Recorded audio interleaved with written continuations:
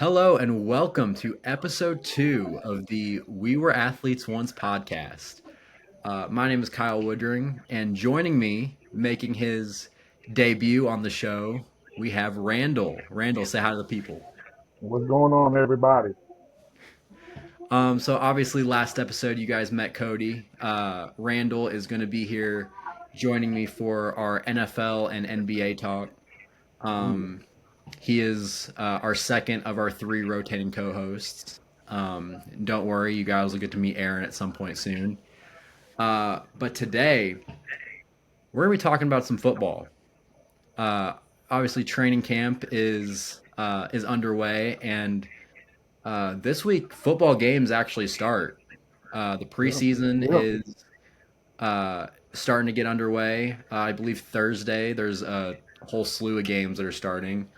Um, but so far, like I said, training camp's been going on. Obviously, with training camp every year, there's a lot of drama. And Yeah. we are going to be talking about a lot of that drama that's been happening. Um, Obviously, over the weekend. So, for everyone that doesn't know, I was out of town over this prior week. But throughout that time, a lot of different news stories have been coming out about injuries and trade requests and all that stuff. And I think, now is as good a time as any to talk about it, especially with our first topic, Micah Mhm. Parsons. Um, Micah Parsons, obviously one of the better defensive players in the NFL right now. Oh yeah. Um, he actually announced on his Twitter account, Twitter X, whatever it is, that he has requested a trade from the Dallas Cowboys. He posted on that, or he said on that post that he just quote doesn't want to be there anymore, and he cited a lot of uh, frustrations with the team regarding what he kind of views as lack of respect and Yeah. lack of communication regarding an extension. Randall, I guess obviously right now everything is uh, still pretty up in the air with that situation, but what do Yeah. you kind of take from that Man, situation? of course, man. When I heard it, man, I was just like, you know what? Stephen A. was right. What can go wrong with the Dallas Cowboys can go wrong. Like it just never fails with the Cowboys. And it seems as though ownership, Jerry Jones, does this to their star players. His better players. He did it with CD, he did it with Dak, and now of course, he's doing it with Micah. But what I took from it definitely with Micah and kind of the information I gathered up was uh, you should have signed him when he was ready, and that would have been last year. You could have had him, and you didn't have to, wait for the players like Miles Garrett and waiting for that number to go up.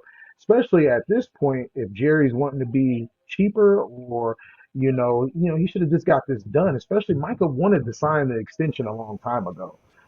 So that raises my eyebrow. And next was the fact that if they did have a deal behind closed doors, if they have that type of relationship, um, it rubbed me off a little wrong that Jerry, didn't want to speak to his representation. Like, who doesn't speak to the agents, in the sports world, to get the deal done? And so that shocked me. But then as I thought about it, I'm like, you know what? He probably didn't want to speak to that agent because honestly, he was probably taking advantage of Micah. I mean, that was the first thing that kind of got to me is like, oh, you didn't want to speak to, his agent, or you took offense that he wanted to bring his agent involved, as far as now, hey, here's these numbers.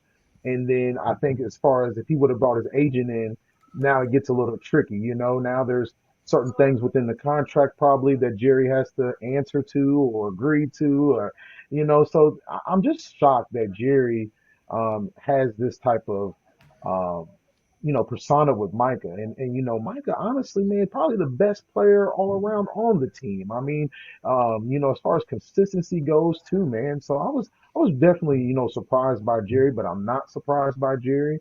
So that's really my take on that Micah part. I think the deal will get done though. The deal will get done. It's just that now you're paying out more money for him, and you didn't have to do that. Yeah, I'm not shocked at all about this Mm, situation.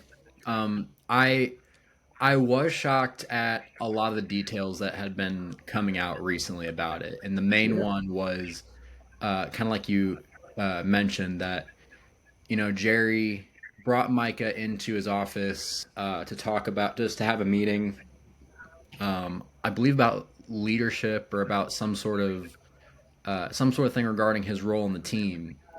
And from mm, how Micah took it, it basically turned into a conversation regarding an extension without his agent there. And his agent, uh, Dave Mulugeta, he's one of the top agents in the business right now. He was, yeah, the agent that got Deshaun Watson's deal done. That you know, looking at that now, like that man is magic. How he was able to make yeah. that. It's magic. That's what I'm gonna say. It's magic. Yeah, he got Deshaun Page. Oh yeah, Yeah, but when it comes to the Micah Parsons situation, I think you kind of hit the nail on the head about the fact that the Dallas Cowboys have a big problem, and that oh big yeah, problem is Jerry Jones.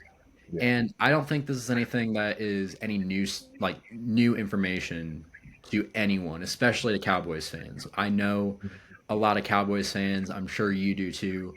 The Cowboys oh yeah, are, you know, dubbed America's team. They're considered, one of the uh, one of the pillar organizations in the NFL. yeah. But the Dallas Cowboys haven't won a Super Bowl since before I was born.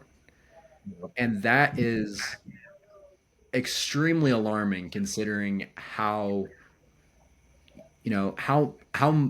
highly people think of this organization. And a lot Yeah, of the reason why they haven't won anything is because of Jerry Jones and his desire to control everything about that organization. yeah, And I think it really showed a lot in like how he's handled his coaching staffs. Like throughout my entire life, the head coaches have been, Jason Garrett, Mike McCarthy. Now they have Brian Schottenheimer, who, you know, no offense to him, comes from a coaching lineage. His father was a NFL head coach. yeah. Brian Schottenheimer should not be an NFL head coach right now. No, not at all. And, at the end of the day, he wants his guys that are going to fall in line. And Yep. Micah Parsons hasn't really been that guy. No. He's been, he knows what he's worth. Yep. And that becomes an issue because it's kind of like you said, he should have signed him the second he was able to. Oh yeah. Because Jerry Jones keeps playing this game of wanting to control everything and, wanting to get the upper hand on these situations. And this is a game that Jerry Jones sucks at. He Yeah, I never agree. wins this game. I think about the Dak Prescott situation where I had to make a decision at some point to either sign him to an extension or trade him. And he refused to do that. He kept kicking the tires, farther and farther down the line. He franchise tagged him twice just to Yep. end up paying, a contract that is probably a lot higher than what Dak Prescott should have been getting. And it's Oh definitely yeah. a lot higher than what he could have been getting if he would have signed him when, he was eligible for an extension the first time. Because I don't know if this is something that Jerry Jones realizes is every single year the price tag just keeps going up. The It's market, going up. Yeah. yeah, the market keeps, continuing to grow. And thinking that you are going to be able to, get in these situations with these star players thinking that you're going to end up saving money and scaring them into falling in line. It has never happened and it never will happen. And Jerry Yeah. Jones continues to not realize that. This season, this offseason, three different edge rushers signed massive extensions, and two of them are upwards of $40 million. Two of them Yeah. broke the record for the highest AAV by a contract by non-quarterbacks. Yeah. Miles Garrett, who signed or was kind of in the same situation at the beginning of the offseason where he requested a trade from the Cleveland Browns. He ends up signing that massive extension that breaks that record, and then TJ Watt ended up breaking that same record a couple weeks ago. Yep. So it's the market just keeps going up, and Okay. Jerry Jones, for my entire lifetime, has never been able to realize that. And Yeah. it's He's a I'm gonna businessman. I'm gonna say something here that is probably gonna sound kind of crass and kind of in poor taste, but I truly do not think the Cowboys will win anything until after Jerry Jones passes away. And Oh, I'm with you. it's because I don't know if you've ever tried to reason with, someone who is of Jerry Jones's age, but or like trying to get them to change their ways. Yeah. But that is a very hard thing to do. Jerry Oh, Jones agreed. is 82 years old. And I I don't think it'll mean, go anywhere, Cody, with his son there. Like, even when that time's done for Jerry, with his son there, that same tactic's gonna go on there, man. That so it won't change. I do want to try and give Stephen Jones a little bit of credit. It seems like Stephen Jones has a little bit better head on his shoulders in terms of understanding the business Football. of the NFL. Yeah. Yeah. I think Football. Stephen Jones knows if you're going to try and negotiate with a player, his Mm-hmm. agent has to be there. Gotta be But there. Come on, man. yeah, but Stephen or Jerry Jones has still failed to realize that, and it is as long as Jerry is still alive, he is not going to let go of control of that organization, even to his own son. Right. And But I what don't. what other It what other player, Cody, has he spoken to in signing by themselves without their agent though? Never heard of that. Yeah, it's I I could go on and on about about I can imagine.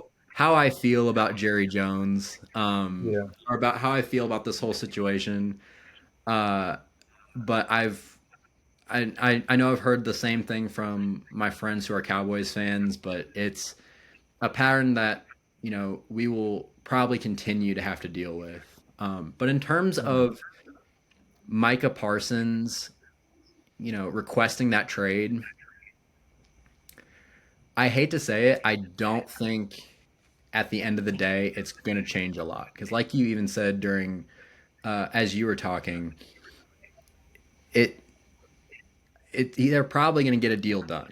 Like I don't see Jerry being willing to trade Micah Parsons, and very rarely do players actually hold out when it comes to situations like this. Obviously, we saw a situation last year with Hassan Reddick being unhappy with his contract with the Jets.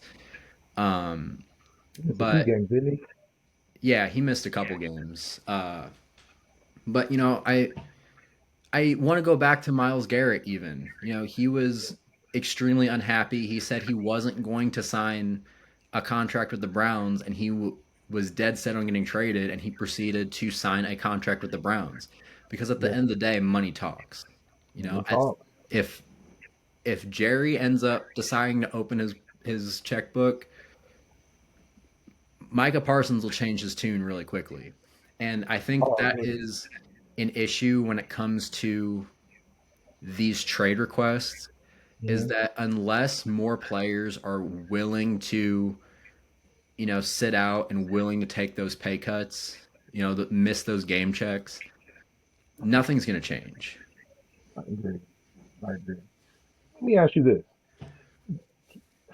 can you see that? Is there a chance that Jerry, for once, maybe is looking at it like performance? And I say that because you're paying Dak, you're paying CD, and now you're looking to pay Micah, this top dollar. But it's almost like in return, you're not getting out of the first round. You know what I mean? You're not really in a Super Bowl push. Mm. You're not, there's this the performance from the players. So, I kind of look at like, it kind of falls on them too. They get their money, and then is there really, are we really looking to take out the Eagles? Are we really looking to really, be focused and really, make the reads, make the right plays, like really show like, they have shown, Micah's particularly, he's shown he's worth every dollar. But I look at players like Dak, it's like, man, you're getting paid elite money, and honestly, you're not a top 10 quarterback. And so I'm just looking at it like, is Jerry is he looking at, or is he punishing players for not delivering that Super Bowl? Because we've all heard Jerry wants that Super Bowl before he hangs it up. In other words, and it doesn't look like it's gonna happen. Part of his fault too. Mm. Yeah, I mean, I do think a lot of it's performance. I think a lot of things that come out of the Dallas Cowboys organization in general is performance though, because even if when Mm, you listen to how Jerry describes the situation, he's telling Cowboys fans, don't lose sleep over it. right. Basically talking about how it isn't a big deal that the best player on this team isn't at training camp, or he's at training camp but he's not participating. Hmm. And he, I even think a lot of the stuff behind the scenes is probably performance. Agreed. That's Jer- Jerry Jones and the Dallas Cowboys kind of look at situations like this as, I don't know if you've heard, no publicity is bad publicity. And Facts. Jerry Jones wants people talking about the Dallas Cowboys for good or Yeah. for bad. That Agreed. kind of is what the Cowboys brand has been for even before the franchise started going downhill, back when T.O. and back when Deion Sanders were playing for the Cowboys. Yeah. Yeah. That star on the helmet. Yes, sir. Yeah. Yeah. And so I do think a lot of it is performance. I also do think a lot of it is Jerry's stubbornness and not understanding the gravity of the situation, and kind of also knowing exactly what I said earlier, that Micah's probably not going to be willing to miss games and not going to be willing to miss game checks. He's not getting $40 million a year this year, but I believe this year he's owed somewhere along the lines of like 16, $24 million this 24. year. Okay. I don't know if it's quite that much, but I think it's something along those lines. And that, like, when you're missing game checks like that, like, Yeah. it's not fun. I'm sure. I mean, I'm not in that position, but I'm sure Yeah. missing, $1 million a game or more than that is probably not the most fun thing. And Jerry knows that too. He's slick with that. Do you think last year? Now, how many games did Micah miss last year? That raised my antennas a little bit too. Like, I feel like Micah knew, or maybe behind those scenes, Micah knew, hey, I can play, but I'm not extending. I'm not gonna go out there and risk injury. And I ain't paid. Why would I do that? And something tells me like Jerry wanted him to be leader and go out there and perform, by any means necessary. So that, I do think there's a bad taste in Jerry's mouth with that, but it's almost like, why Micah though? Why is there so personal, type of energy towards Micah? Just in general, hey, Jerry's got two eyes, man. He sees the way that brother gets off the line. Yeah. I mean, he sees the way he gets after that quarterback or, whoever. So it's like, how you not take care of that first? Like, how do you just, have him feel this way? That's just, But one thing I do know this, man, you're never bigger than the program. You're never bigger than the brand. And I know Jerry's letting that be clear to everybody that comes to extension talks.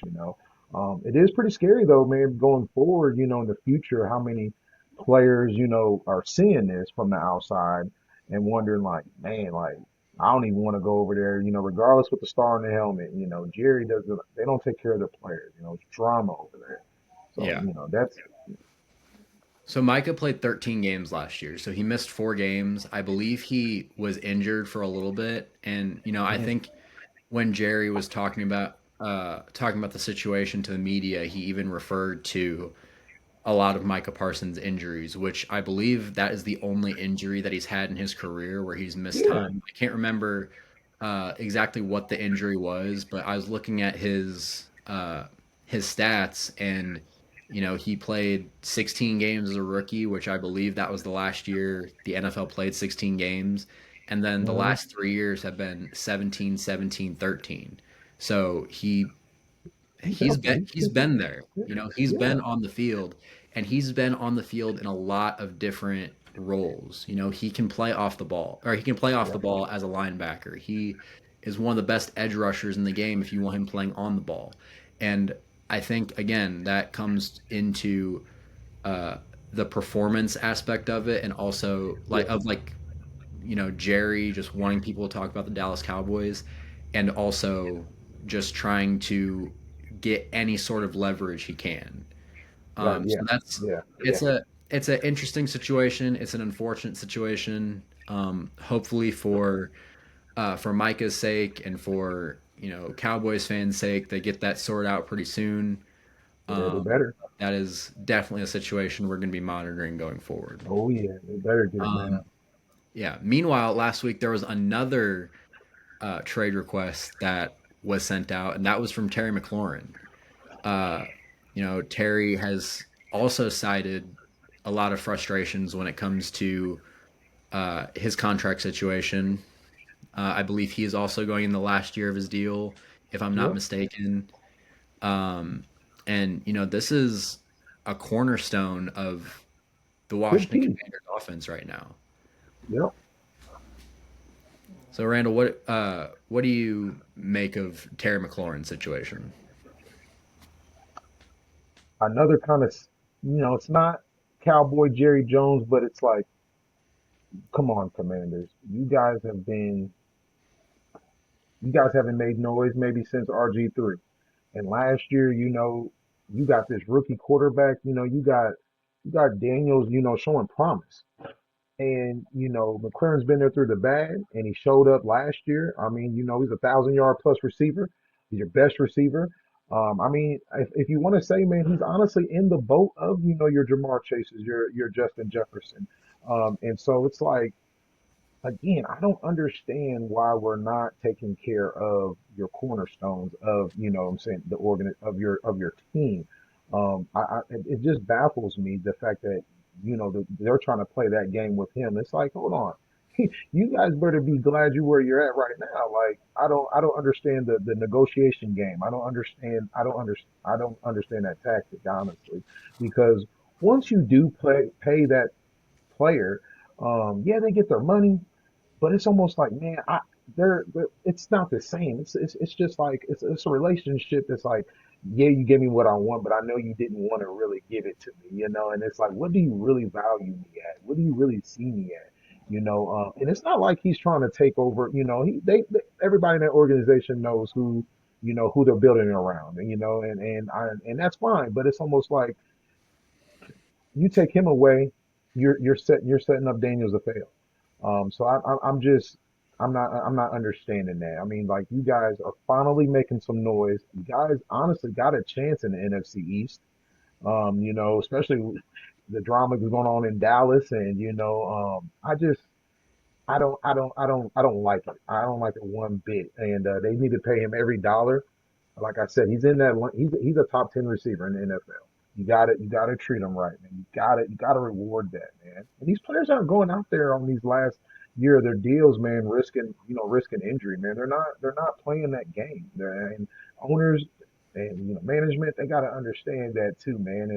And that's where I just feel like, and not piggybacking with Jerry, but that was that tactic of like kind of taking advantage and act as though these players aren't aware, or now you don't want the representation kind of giving them that insight, what you should be doing. And it's not even about money so much to me. It's also about respect. It's about loyalty. And the Commanders are showing me also, man, like, hey, there's kind of no, there is loyalty, but there's not. You got to prove. How much do you have to prove? What is the stake of proving to get your get your money? I don't really. I'm not following that part. Yeah, I don't know if I'd go as far as saying Terry McLaurin's a top 10 receiver in the NFL, but I will say of all of the contract dispute things that we're going to be talking about on this episode, Okay. this I will say is the one that I understand more than the others, just in terms of the Hmm, fact that Terry McLaurin's about to turn 30 years old, which is in NFL terms is that's getting true. up there, and you kind of question if he's a guy that you want to end up paying 30 plus million dollars a year to. That being said, I think you really did make a good point with Jaden Daniels. Is last year, this was a team that with a rookie quarterback made it to the NFC Championship game, Right. and I think his comfortability that he has built with Terry McLaurin being his number one receiver, that really helped a team that I think overperformed a lot last year. And Six also, comebacks last year. what was that? Six comebacks last year to win Yeah, the game. yeah, and they did make a little bit of a splash in the offseason. They did end up bringing in Debo Samuel. But Debo. if you look at beyond Terry and Debo, they don't really have a whole lot in this wide receiver room. So I do think a deal will get done again because I don't think you want to stunt any sort of growth that you've made with Jaden Daniels. Right. And I I just think right now it may end up not aging very well, this contract that you might end up signing Terry McLaurin to, but I do think Terry has a lot of leverage just because of His how production. much this team really needs Yeah. him. Because I don't think Debo Samuel is the kind of player that can be, you know, the guy, the only He's coming off guy. He was ACL. the number He's coming he off was an the number ACL. one receiver in San Francisco, but he had a lot of help there. That was a loaded offense when he was there. He tore that ACL, man. Yeah, that makes a difference too. Come on, man. Um, I gotta throw this out there for Terry though, man. He is one of just six players to record 900 plus receptions each in his first 5 seasons, joining Mike Evans, AJ Green, Randy Moss, Jerry Rice. May not be top 10, but I tell you, man, his numbers, you know what I'm saying? He produces. He's definitely a 1A, 1B on a, receiver on the team. So yeah, I'll fall back on that top 10. You're right. I will give him a lot of credit. I feel like he is kind of in the same situation as Mike Evans, where for a long time Yeah, Mike Evans I get didn't that. really get a whole lot of love as as Right. great of a receiver he's been over the years. Hmm. And I think a lot of that has just came from the fact that the Commanders prior to last season hasn't really been very relevant in Right. but prior to Jaden Daniels getting there. But he was able to do that with um, a lot of quarterbacks that you wouldn't necessarily expect Hmm. him to be able to do that with. Right. I can't even think off the top of my head of who the starters had been there. I think if in that time, I think they've had like Taylor Heineke and Carson Wentz and Marcus Yeah, oh Mariota yeah, Carson was good. and Yeah. maybe a few others. Like there's been it hasn't been great there in Washington. There's probably one that is sticking out that I'm really missing, but uh, yeah, I do think a deal is going to get done, Yeah, and I for don't sure. think it's nearly as rough of a situation Washington between the relationship between the player and the team as it might be in Dallas. But it's an interesting situation when these players that are you desperately need Desperately, are yeah. starting to you know really understand what they're worth and really get as much as they can. As much as they can. Right, right, right. No, I totally agree. And man, I did not know McLaurin was 30, man. That does change some things, Yeah, man. I believe he turns 30 next month, so it'll be That changes some in things. the first few weeks of the season. Uh, Ooh, Meanwhile, ooh. with Micah, you're talking about he's 25, I think. So Right, right, right. yeah, it's an interesting situation. It very is. No, Meanwhile, for sure. we're talking about all these holdouts and all these trade requests, and um, there's another guy who earlier on in the season was in this same boat who I believe, if I'm not mistaken, reported to training camp today in a spot that I don't think a lot of people were expecting to, and that's Trey Hendrickson. Mm, Obviously, him and the Bengals have had a very rocky relationship. He's been very open about how there hasn't been a whole lot of communication regarding an extension with the Bengals, and that's a place that he said he's wanted to be, but there it doesn't seem like there's been a whole lot of reciprocation from that with the bang on the Bengals side, and I think it's huge for that team having him report. oh yeah, for sure, man. And I also think of, he's reaching 30. He's not no young pup anymore. Something else that I see is like if the Bengals, what they franchised T Higgins the last couple of years. I know that he just recently signed for his big money, but it's like, man, they are paying, they're coming out big money. You know what I mean? So I know that this is kind of what this is about. Reports said that they're off anywhere from 6 to 10 million as far as guaranteed money goes. So it tells me on the back end of somebody like Hendrickson, being 30 years old, they're trying to get every dollar they can. But at the same time, it's like Cincinnati's usually never known for paying out the way they've paid out this past couple of years. As far as with Joe and Jamar and T Higgins, that's a lot. Again, I do think it's going to come down to performance.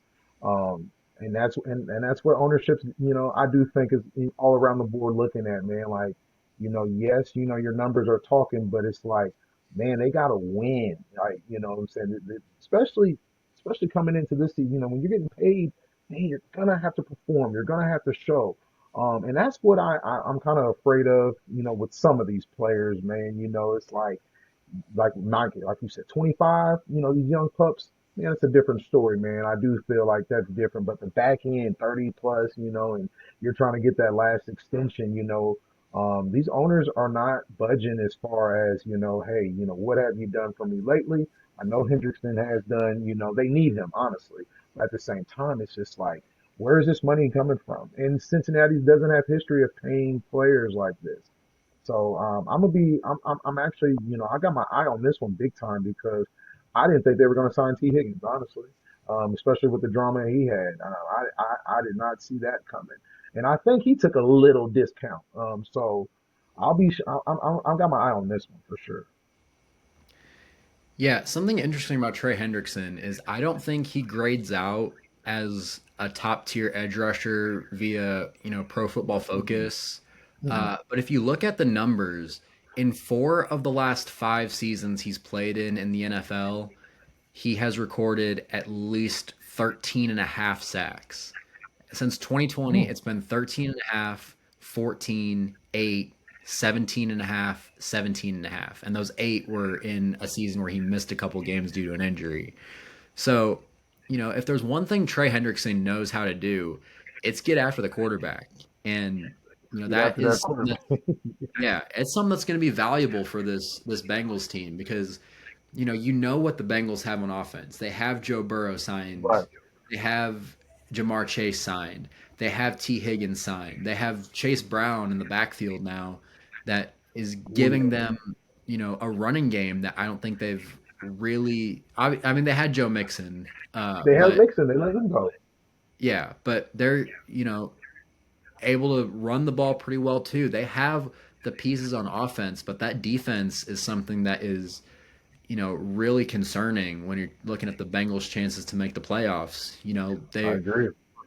They're one of the bigger memes in the NFL last year because they can, keep getting in these shootouts and they can't win a lot of games that they probably should. Yeah. And, I've also been keeping an eye on the whole situation with Shamar Stewart, their first round pick from this past year. They finally got a deal done with him, but you know, he was having issues with the team too, to where it almost looked like he was about to go back to Texas A&M because the Bengals were had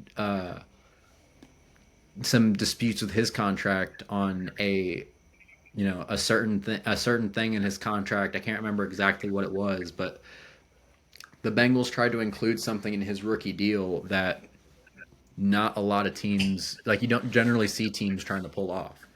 So, He's a bad boy you know, though. I do think the Bengals are a team that is kind of in the same boat as Jerry Jones, to where, they're going to try and be as cheap as possible. They're going to try and, pay players as little as they can. That's little. It's the business of the NFL. But not only that, I mean, it was just a few years ago that the Bengals finally got an indoor practice facility. They'd Yeah. been practicing. They're the only team in the NFL for a while that didn't have an indoor practice facility, and they're just practicing outdoors. Ooh, So the Bengals have been a team that, and it's not easy to do in Cincinnati. So heck no. they've been a team that, you are kind of starting to see some concerning things, but at the end of the day, they always end up pulling through, uh, or end up doing what they need to do in order to make sure, they give their team as much of a chance as possible to win. They did end up signing T. Higgins, who I think on a lot of other teams probably should be a number one receiver. Oh, And, without a doubt. now you have him paired up with possibly probably the best receiver in the NFL in Jamar Chase. Yep. I mean, I still am a little bit nervous when it comes to the Bengals' chances of competing this year in the AFC Me North. too. Me I too. do think, obviously the Ravens are a really strong team. You can never really count the Steelers out, Can. especially, with a lot of the moves that they've made this offseason. And their But defense is top yeah, five. Oh yeah. um, but I do think the Bengals are starting to figure things out. It's never fun when you have, all this contract drama that you have to deal with. Yeah. And that's been kind of running the narrative around the Bengals for the last few years. But hopefully, this is something that, with Trey Hendrickson reporting and with them finally getting a deal done with Shamar Stewart, they can finally start to put this stuff behind them. Yeah. And hopefully and I've seen that they had a new defensive coordinator. They fired the one from last year. Um, I feel like that's something that's holding them back too, man. They need, again, I don't know why they're holding out on Hendrickson, being their best, honestly, defensive player in that regard. But, man, they're ranked number 24 in the upcoming season in defense, man. I know they got a new coordinator, but it's like, that's to me is just kind of what holds them back, especially in that AFC North. Man, you're gonna have to lock up, teams of, the Steelers and then the Ravens. So it's gonna be interesting, because that leaves them to have to put up a lot of points. And yeah, man, it's gonna be tough. And as you know, when the lights come on and those big games come on, man, I mean, you're gonna have to make stops. So I will be, I'll be. I want to see what they do, as far as just being a high power offensive team and see how that defense goes, man. I'm going to be very, you know, excited to see them, but at the same time, I won't be shocked, if they won't. wild card and get out first round. It's tough in the AFC North right now. Steelers defense, they got better. Offense, they got better. So it's gonna be exciting. Yeah. So obviously, there's a lot of topics to be talking about in the NFL, even though the NFL season hasn't necessarily begun. Obviously, like I said, training camp is a time where a lot of stories are starting to come out, and not a lot of them are fun. Normally, if Yeah, you're hearing a lot of things from training camp, it's normally a lot of bad things. yeah, So we're about to start talking about a few of the big injuries that have been happening throughout training camp, which there's been a lot of them, and there normally is a lot of them. But before we do that, I just want to thank everyone for watching. It's been like I said in our first episode. The whole reason why we do this is just to be able to have fun and talk about yeah. sports because it's Oh something yeah, that we enjoy doing, and the fact that people are willing to watch us and willing to listen to us on YouTube and Spotify and Apple Podcasts and wherever else you guys are watching. It means the world to us. And sir. if you guys, like our content, be sure to like, be sure to comment, be sure to subscribe, turn on the notification bell if you can, and be sure to share it too, because we want to be able to spread our content as far as we can. If you guys are Definitely will. watching uh, on Spotify or listening on Spotify or on Apple Podcast, be sure to continue to follow the podcast. Be sure to give us a 5-star review on there. That's something that'll really help us out. You know, you guys watching and you guys supporting us means the world, and that is something that's gonna help us continue to be able to do this. But yeah, now that I've gotten my begging out of the way, uh, we are, like I said, we're going to continue to talk about another topic that we have throughout training camp, which isn't fun. That being injuries. There's been a lot of injuries that has been going on. Their Chiefs have been dealing with a lot of injuries with their wide receivers. Hollywood Brown got carted off the field, off the practice field not too long ago. Right. It doesn't seem like that's a super serious injury, but obviously that's something to monitor, uh, especially with Sky Moore being banged up right now and Yep. Xavier Worthy being in concussion protocol, and you don't know what's happening with Rasheed Rice and his suspension. Um, there's so you saw Justin Fields a couple weeks ago being carted off with what seemed like a pretty serious injury. Now it seems like he was just dealing with a little bit of turf toe, and Turf toe. it's Turf toe. not as bad as uh, it was originally, thought of. You can think of Matthew Stafford dealing with a back injury. Justin Jefferson has, hamstring issues going on right now. Um, Shador. Even, yeah, Shador and the whole Browns quarterback room right now are dealing with the injury bug. Even things that happened before training camp. Najee Harris right now currently Mhm. on the non-football injury list because of a accident that happened on the 4th of July that gave him an eye injury. Fireworks. Yeah, fireworks are be when you guys are dealing with fireworks. Be sure you you are really careful with what you're doing.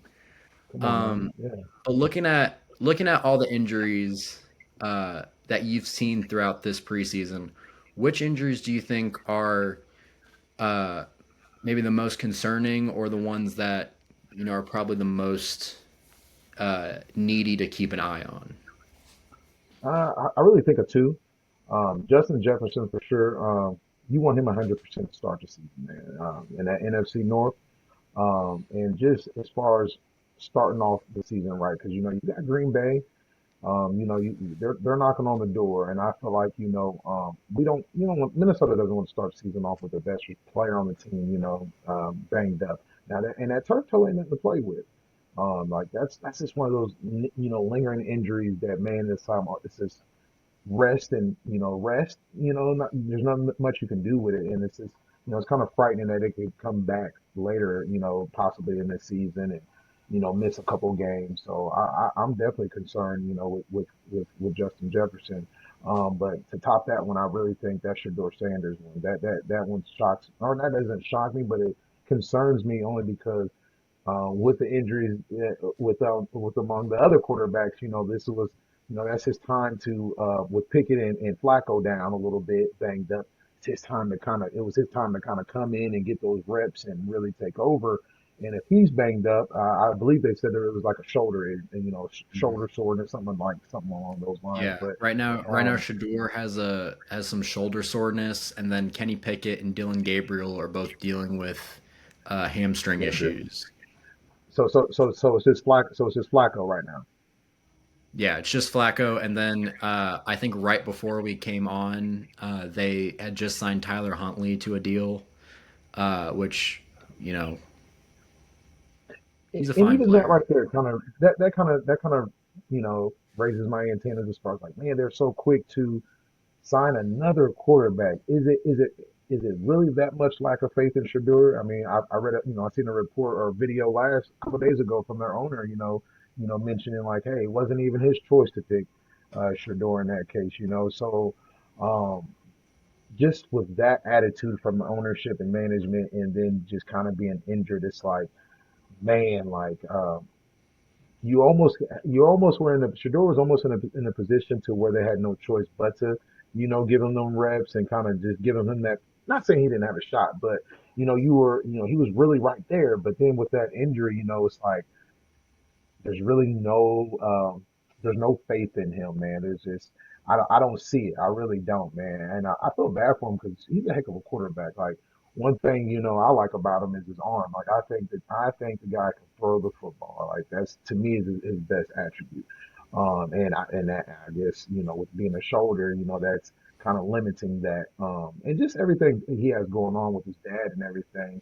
I just feel for him in that opportunity kind of missed right now, and getting just kind of not saying he's not getting a fair chance, but that injury, as again, we were athletes once. When you get an injury, it can kind of set you back a little bit. You can kind of be forgotten in a way, and so I just hope that it's not that shoulder's not that serious where he can really come in and compete, and possibly if not beginning of the season, if you know first couple of games, get that chance of being that QB number one and get a shot to see what he can do over there.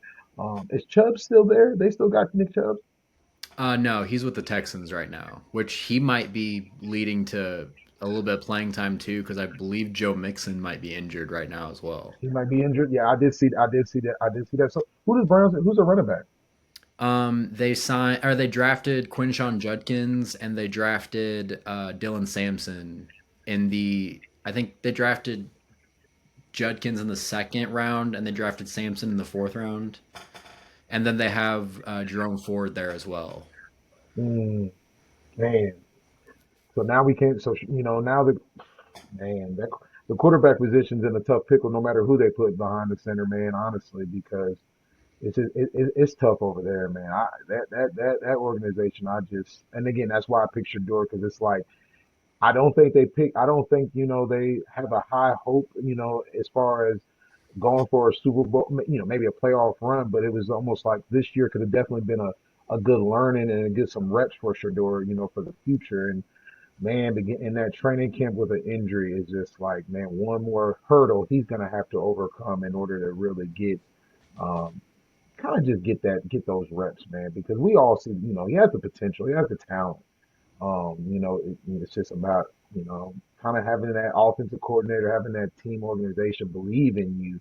While it seems like he's having to prove his own team that he deserves, some time. Yeah, I definitely think Shador is the best quarterback they have Yeah. on their team right now. I think the biggest thing that he needs to be able to prove is reliability. Obviously, he Yeah, had a really rough draft process, which is why he fell as low as he did in the draft. for sure. And he's already had some issues. He got popped for speeding, pretty Yeah, badly earlier. He had like 101, and I don't even know what the speed zone is, but going 101 miles an hour is rough anywhere. right. And now he has this injury. Like it's, I think he's been playing the best so far of the training camp quarterbacks that the Browns have. But Yeah, again, when you're talking about the starting quarterback of an NFL team, you need to be able to be reliable. agreed. In Agreed. terms of the injuries that have really stuck out to me, I also have two, and one of them you had previously hit on is the Justin Jefferson injury. It doesn't seem like it is a super serious injury.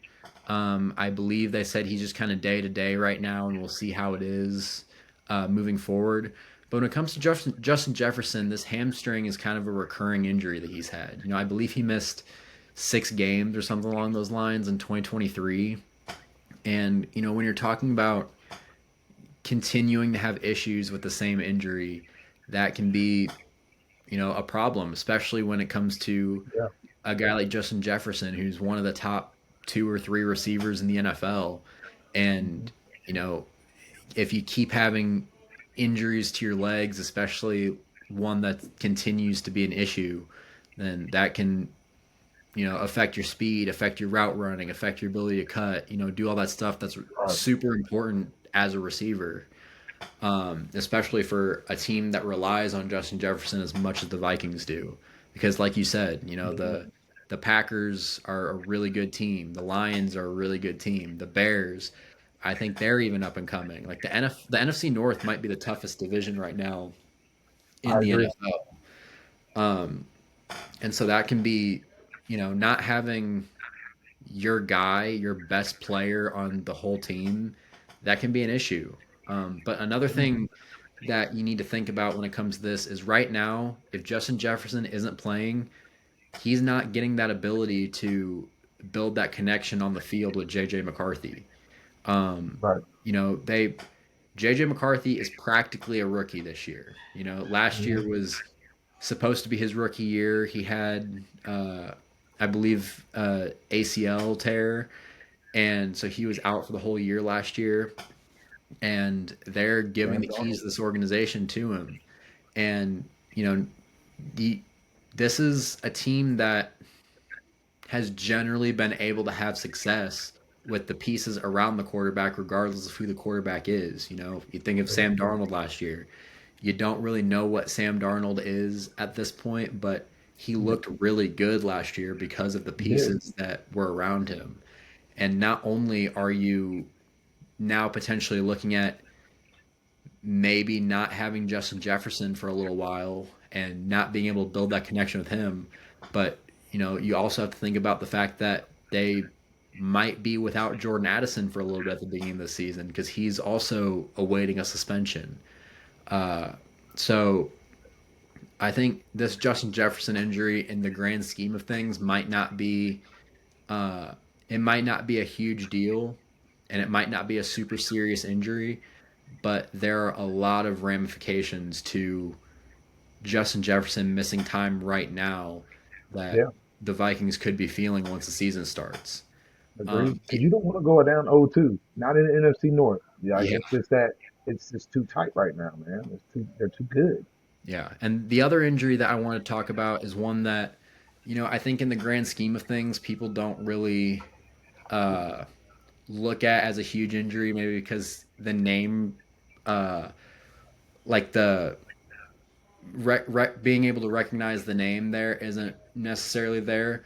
But it's Cater Kohu. He's a cornerback for the Dolphins, and he has a torn ACL Mm, right now. mm, And there's a couple reasons why that one really sticks out to me. Is because right now, because he is missing the entire season, not a single starter from 2024 in the Dolphins secondary is going to be playing for the Dolphins in 2025. You look at Jalen Ramsey, he's in Pittsburgh now. They released Kendall Fuller. Javon Holland signed with the Giants this past offseason. Jordan Poyer is still a free agent, and now you have Kohu, who's out for the year. You Mm, know, it's you're dealing with a whole new secondary, and along with that, basically the entire Dolphins team has been dealing with injuries. Jalen Phillips, Ashton Davis, Ifeatu Melifonwu, those are all three guys on the Dolphins defense that are pretty valuable. Jalen Phillips and Ashton Davis are starters, and Ifeatu Melifonwu is a guy that they're really going to need that safety depth, and they've all been dealing with injuries. I yeah, believe none of them are super serious. I think Melifonwu just got back to practicing a couple days ago, but you can even look at the offensive side of the ball, like you that's what I know, was gonna hit too. Tua, Tua, yeah, Tua is he's been going through it with those concussions, and yeah, concussions are probably the biggest thing that I struggled with throughout my athletic career. I played football, I wrestled, I went through a lot of these contact injuries, and a lot of these contact sports, and I know that once you get a concussion, especially a serious one, they keep getting easier and easier to get. And mm. the Dolphins are a team that they have a lot of really good pieces, and they want Oh, to they be do. able to compete, but they continue if they're still getting through, like, dealing with these injuries, and on top of that, like I said, having a brand new secondary that you know I mean, just looking at their depth chart right now, I mean, they have they just signed Jack Jones, just to fill a void, and he's That's what I was gonna say. Just a feel of yeah, yeah, and now he's supposed to be a starter. I already talked about Ashton Davis dealing with a little injury at the safety spot. They and have they made signed Zach Sealer. They just extended Zach Sealer though. That's gonna help that line, that defensive line though. That was a good goal. That was good. Yeah, they ended up They bringing in needed Minka it. Fitzpatrick in that Jalen Ramsey deal. That's probably going to help them. And from what I've heard, Storm Duck is someone they're really going to be relying on at that other corner spot. And Yeah, he's I've heard a lot of good things so far coming out of the Dolphins training camp about him.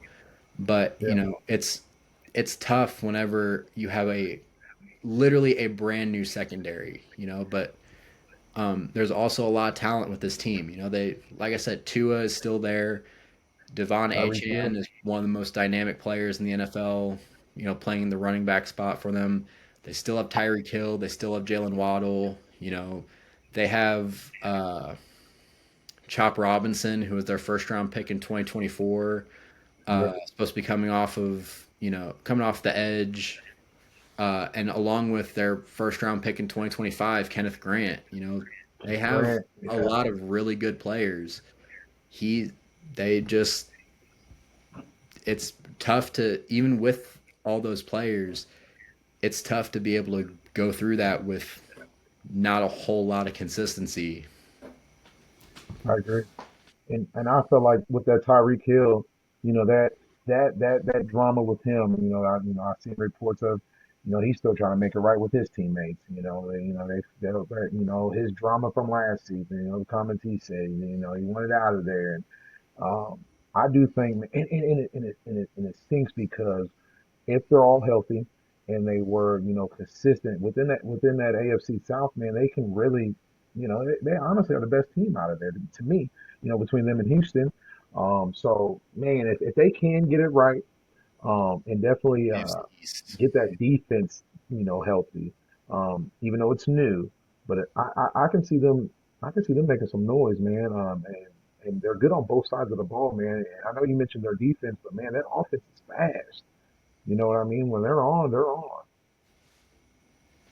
Yeah. So, we've talked a lot about uh, some kind of rough topics when it comes to the NFL, but I do also want to just talk really quick about an injury that is starting to heal, that is making a lot of waves in his team's camp, and that's Anthony Richardson.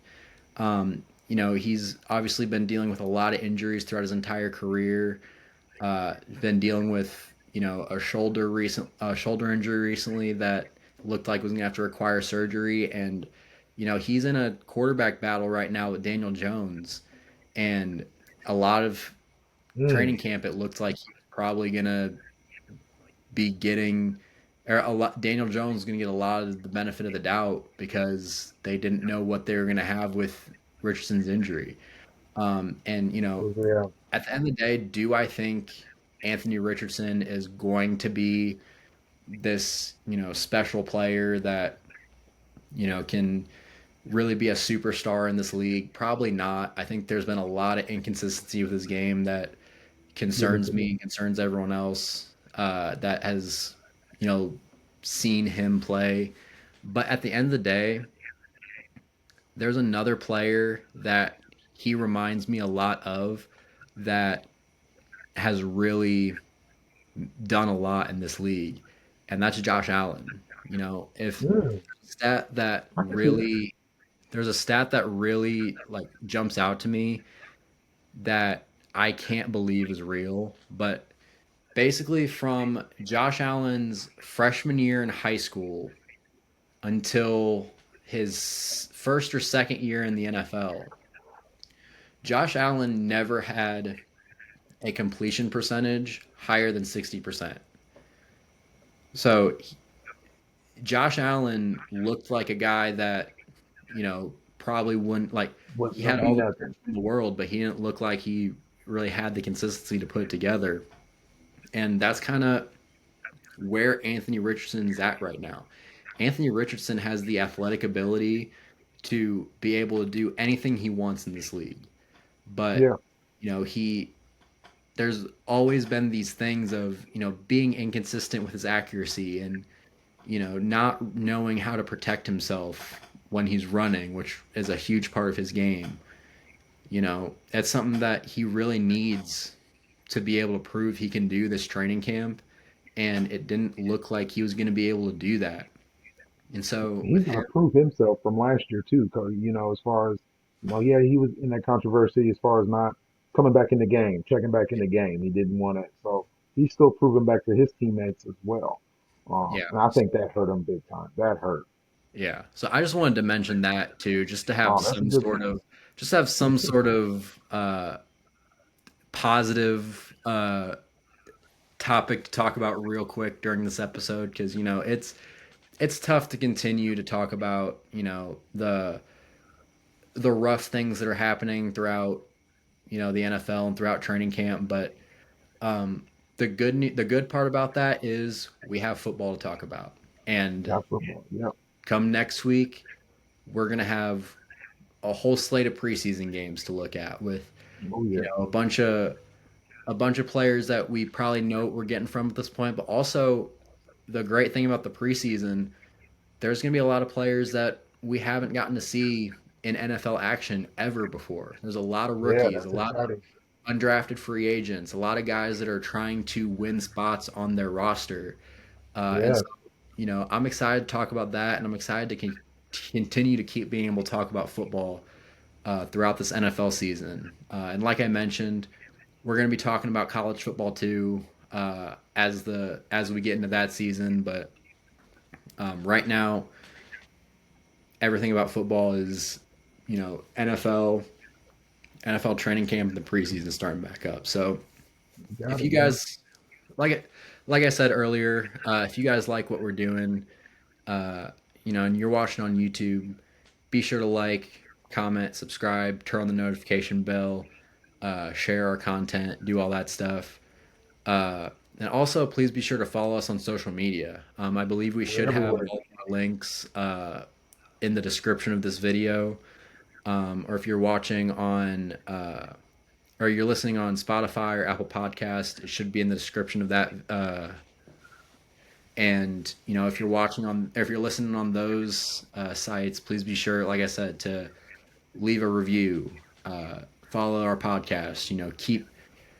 Just keep being sure to show your support because that does mean the world to us. Oh yeah. It's motivation. We need that confidence. We appreciate y'all. Yeah, yeah, and right now we're still a little rusty. You know, we're on the second episode. We're going to continue to get better as time goes on. There's a lot of things that we're already planning on doing in order to make our podcast better. Um, so, you know, please be sure to support us so we can just get to that point. But I think this is probably going to be where we leave this episode off. I know our last episode was super long with talking about the MLB trade deadline. That's just a topic that you can't really shorten all that much, as I think we might have lost Randall. So, like I said, if you guys like what we're doing, please be sure to support us in all those ways that I'd mentioned. Thank you guys for watching and for listening. And we will see you guys next time.